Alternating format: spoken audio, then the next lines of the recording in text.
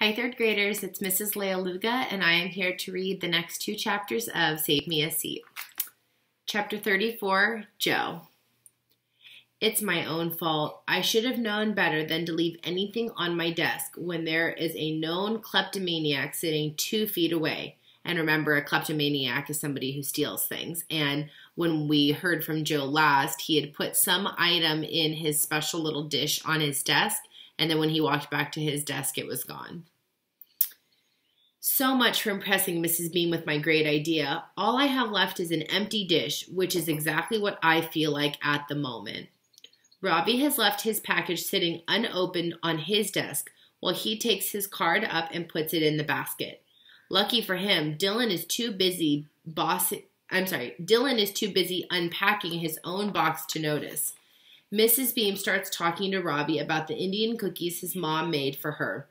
But I get distracted when I see what Dylan Samreen has brought. It's a big plastic yellow star with a picture of, what else? Dylan's face glued to the center of it. Perfect. I watch as he rips open a package of AA batteries and loads a bunch of them into the back of the star. When he's finished, he sets it on his desk, pushes the on button, and the whole thing lights up and starts playing Ghetto Superstar. Lucy Mulligan and her little girlfriends come running over. Pretty soon they're all dancing around Dylan while he sings along to the music. Ghetto Superstar, that is what you are, coming from afar, reaching for the stars. His singing is bad, but the girls don't care. I notice his boxers are decorated with yellow stars, and the top 3 buttons of his shirt are undone. Ugh, gross.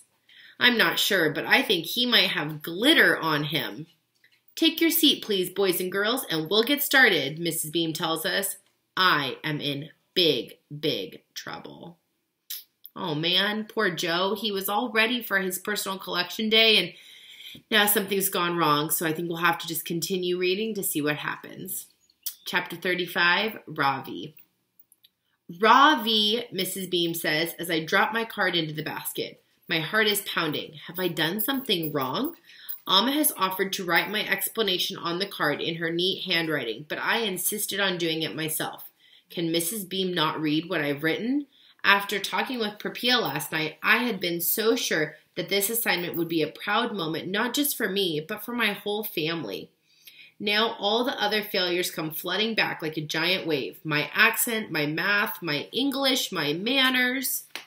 It's nice to see you, says Mrs. Beam. We've missed you yesterday.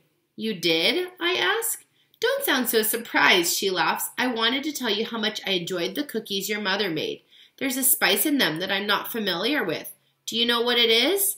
I'm sorry, I say softly, bending my head down again. It's cumin. Don't apologize, she says. The cookies were delicious. It was all I could do to keep myself from eating the entire box. I was wondering, do you think your mother would be willing to share the recipe for the, what are they called again? Non-katis, I say. Non-katis, she says slowly. Her pronunciation is perfect. I think about what Miss Frost has told me about stepping on toes and about how assumptions are often wrong. Mrs. Beam, I say softly, my voice quivering a little. My name is not Ravi. It's pronounced Ravi. She looks at me and smiles. I never noticed before, but her eyes are the color of pistachios. I'm glad you told me, Ravi. Was that better? She asks. I nod my head and smile back at her. It means the sun, I say. As I walk back to my seat, my heart feels lighter. It seems things are finally looking up for me in America. But my gratitude is interrupted when I see Bigfoot sitting at his desk, staring into the empty bowl in front of him. He looks so sad, and I am not selfish enough that I have forgotten about the insulting cartoon or what I saw Dylan Samreen take from the little glass dish on Bigfoot's desk. This is my chance to redeem myself for the unkind way he treated. This is my chance to redeem myself for the unkind way I had treated Rama at my school in India, and for all the toes that I had stepped on at Albert Einstein Elementary School. My chance to set things right. I reach into my desk and feel around with my fingers until I find what I'm looking for. Then I put it in my pencil box for safekeeping until the moment is right. And that's it.